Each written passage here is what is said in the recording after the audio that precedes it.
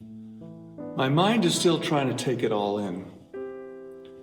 The feast started as it usually did, and I, Simon of Cyrene, had taken my 2 boys to Jerusalem for the first time. It was exciting. I've been going there every year since they were born. But something was different this year. The atmosphere was all wrong. There's always been lots of people and excitement, but this year it was tense. Something was happening.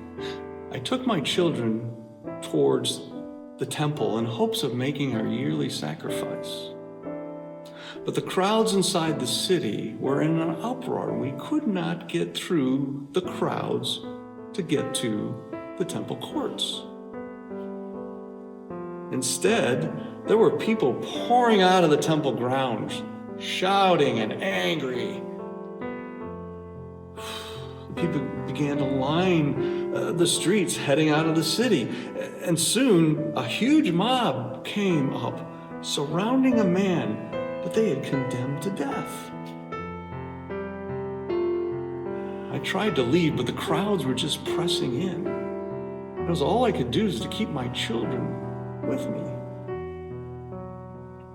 And so here we were, stuck in the middle of this uproar, forced to watch a drama I did not want them to see. There he was, this poor, condemned man struggling down the street under the heavy beams of a wooden cross that they soon would hang him on. I don't know how he made it thus far. He looked as if he was already dead. I've never seen someone beaten so badly. Wasn't a death sentence enough? Anyway, the sight was just too much. One way or the other, I was getting my children out of there because they had just seen too much already. So I started pushing against the crowds behind us and trying to force our way through. And as I did, the crowd yelled as they watched the condemned man fall under the weight of his cross just behind me. But I was headed the other way. Me and my children were leaving.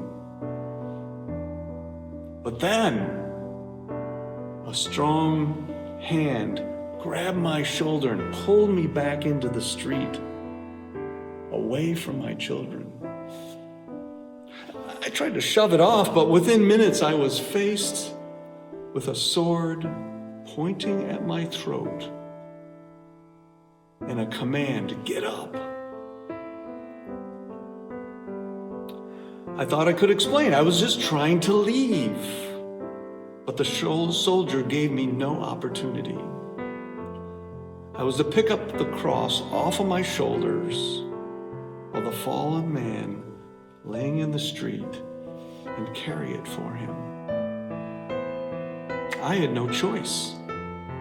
I gave one last look at my boys and told them to let them know that I'd be back for them.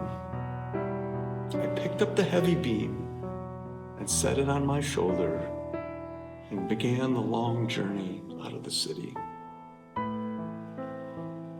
I looked down at the man whose cross I'd been ordered to carry, and just for a moment, our eyes met. What I saw startled me. He looked at me as if he knew me.